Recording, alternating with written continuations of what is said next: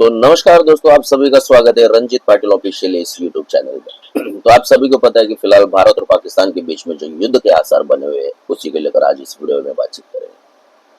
जबकि आप सभी लोगों को पता है कि 22 अप्रैल 2025 को कश्मीर के पहलगाम इलाके में जो एक टेररिस्ट मतलब आतंकवादी ने जो हिंदुस्तान के जो भी 27 निर्दोष नागरिक थे उनके ऊपर बेछूट गोलीबार किया था, गोलियां बरसाई थी और उनको मौत के घाट उतारा था। बस इसी बात को लेकर हिंदुस्तान की सारी जगहों से ये आवाज उठ रही थी, कहीं ना कभी अब हमें चुप नहीं बैठना चाहिए, पाकिस्तान को मुंह तोड़ जवाब देना चाहिए। बस भारत की जो भी सेना है, भारत का जो भी भारत देश है, भारत की जो सेना है, बस उसी काम में जुटी हुई थी, जिसको 15 दिन के बाद एक मिशन के तहत अंजाम दिया गया, जिस मिशन का नाम था ऑपरेशन सिंदूर। तो हुआ ऐसे कि बुधवार की रात को जो पाकिस्तान की आवाम एक चैन की नींद सो रही थी, तो अचानक रात को 1:30 बजे हिंदुस्तान की सशस्त्र बलें जो वायुसेना हो, स्थल सेना हो और हवाई सेना हो, उन तीनों ने मिलकर एक कार्रवाई शुरू की जो पाकिस्तान के खिलाफ थी और एयर स्ट्राइक किया। और एयर स्ट्राइक में पाकिस्तान में जो नौ जगह थी पाकिस्तान की, उस 9 जगह पे इंडियन एयरफोर्स ने एयर स्ट्राइक करके उस पूरी जो आतंकवाद का संगठन बन बैठा था उस पूरी जगह को नेस्तनाबूद कर दिया, खत्म कर दिया।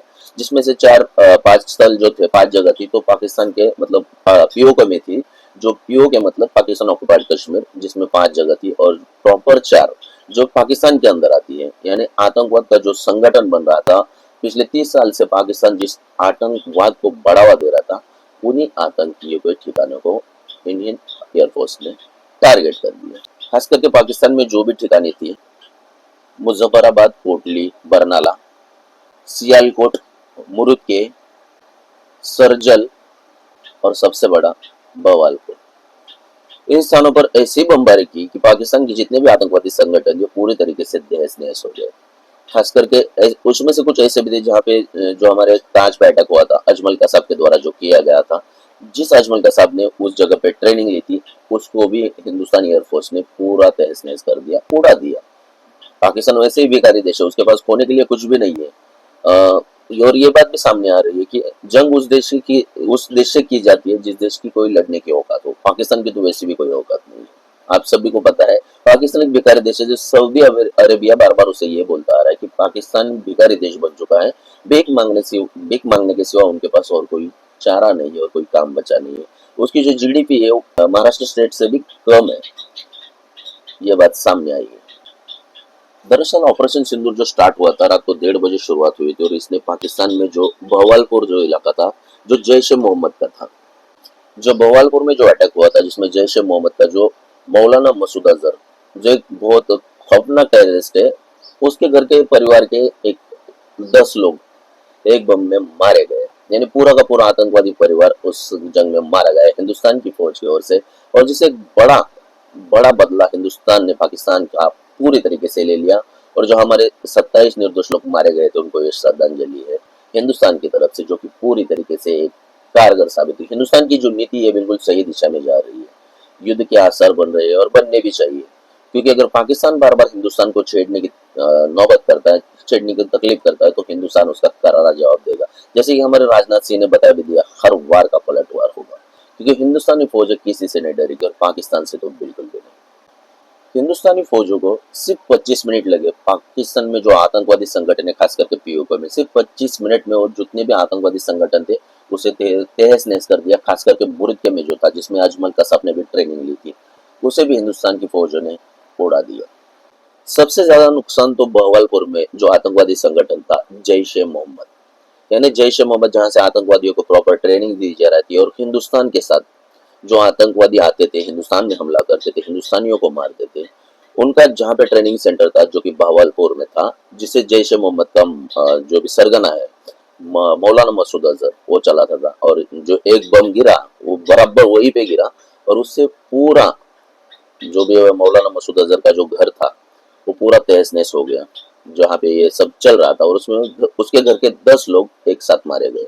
अब उसके पास खोने के लिए कुछ नहीं है।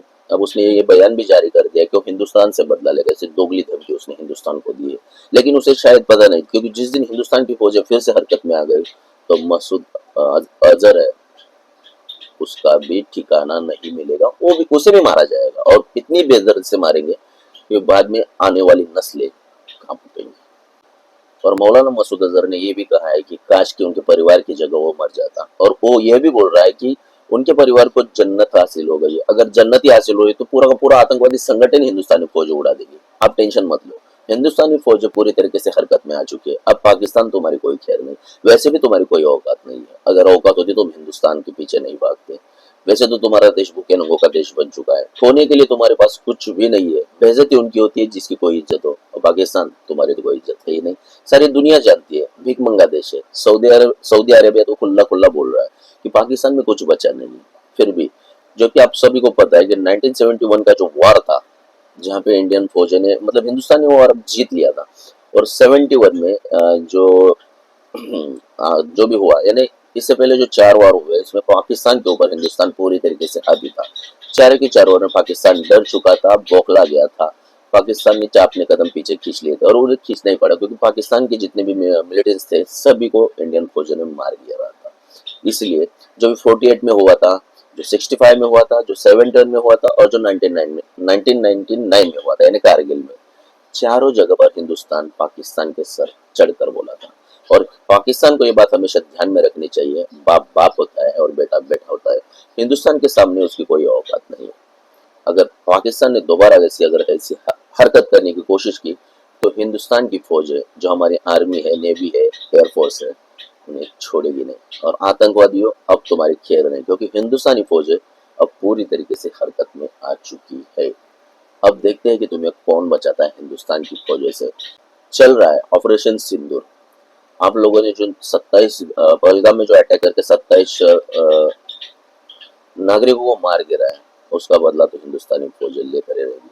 और जो कल अटैक हुआ है पाकिस्तान के ऊपर, उसमें से 100 से ज्यादा आतंकी मारे गए, जो कि आतंक के सरगना थे। दोबारा अगर पाकिस्तान ने अगर कोई अपनी चाल चलने की कोशिश की तो हिंदुस्तानी फौज उसे मुंह तोड़ जवाब देगी, और पक्का देगी। इस बात की गारंटी हिंदुस्तान का हर कोई आदमी दे सकता है, क्योंकि हम सोया हुआ शेर है। यानी हिंदुस्तान सोया हुआ शेर, उसकी दुम पर अगर तुम कुछ रखोगे वो जागेगा और 4 कदम पीछे करके पूरा झपट्टा मारेगा। इसलिए हिंदुस्तान जिंदाबाद।